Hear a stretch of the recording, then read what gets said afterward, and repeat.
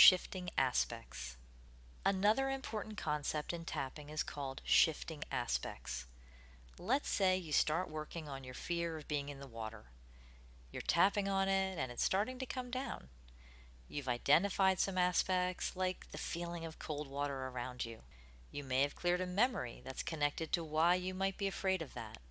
Or maybe it was something someone said to you, or something that you heard in a movie, or even something you saw on the news. Anything that you remember is significant, especially if you think of a memory that's not related, it may be. So, with respect to this fear of water, maybe you begin tapping on feeling nervous.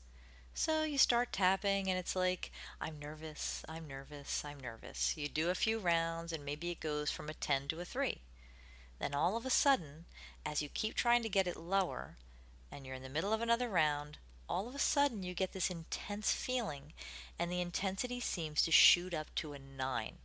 And you think to yourself, well, this isn't working. Why am I at a 9 now? In this case, you need to ask yourself, what exactly am I feeling now? What exactly is going on? Is this emotion about the original issue? When you do that, you might notice that this sad feeling, for example, is not at all about feeling nervous. It's a completely different memory or feeling that came up. This is a completely different aspect. Or it could be that a memory popped up of a jellyfish touching your knee that freaked you out. Whatever it is, it's a completely different aspect. You may have cleared the original thing down to a 3 or a 2, and suddenly your system is ready to look at another aspect. So it leaps to that new aspect quickly because it's ready. We call that shifting aspects. It's one of the reasons people believe that they're not getting great results. They don't understand that concept. They think, well, I was tapping and it got down to a 3 and then it went right back up to a 7 or an 8 or a 9. So they think it didn't work. But in fact, it was working very well. It's just that the mind leapt to a new aspect, a new part of the problem that needed to be cleared. It's actually a great sign. It may mean that the original aspect cleared. But it's very important to go back to that original piece that you were working on to ensure it's down to a low number, like a 2 or less, and to test it. When you're tapping, it's not always so clean cut with respect to following something through. It's the nature of our minds to jump around. The cool thing is that when you're tapping and you bring the intensity down, it's almost like, okay, you've taken that layer off and now it's safe for another layer to come in and be cleared. So it's actually a good thing when that happens, but it's really important to acknowledge it so that you don't think it's not working.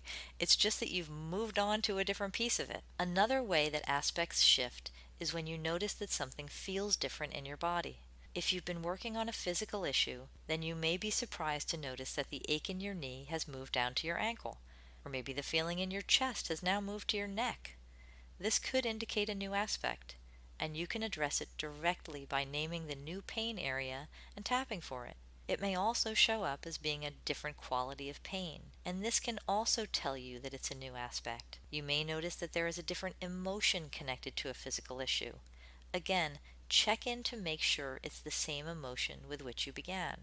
Sometimes when I work on clients, we go to a memory that we're clearing on something specific, like the way they remember the look in their mother's eyes when they were yelling at them when they were 8 years old. Sometimes we're tapping and tapping and tapping on this, and I can see clearly. I can just observe on that person through their energy system because I sense and I sometimes see energy.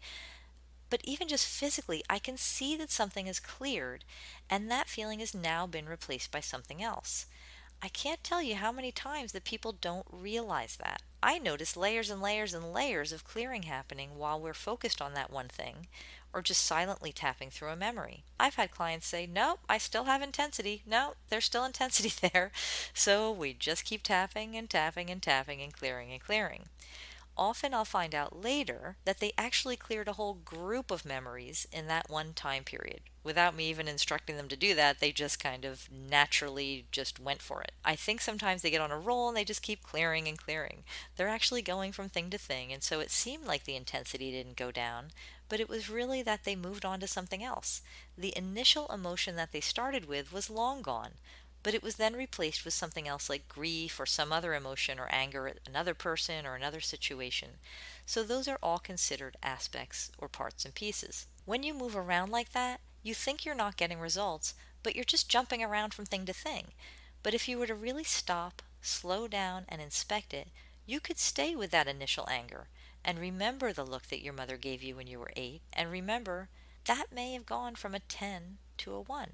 You cleared that, which is amazing. But because our minds work so quickly and process so rapidly, especially using this technique, your mind may have leapt on to the next thing, and then maybe the next thing, and the next thing, all in a really short time period.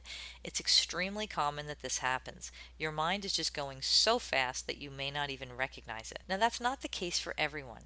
Everyone processes differently. Sometimes it's very slow, and sometimes there's other stuff holding things in place. There's nothing inherently wrong with shifting aspects. Our minds don't operate in a linear fashion. It happens, but what's important is that you acknowledge it and you do your best to catch it. If you let yourself chase these parts and pieces around and let them have a life of their own, the clearing won't be as clean, if that makes sense.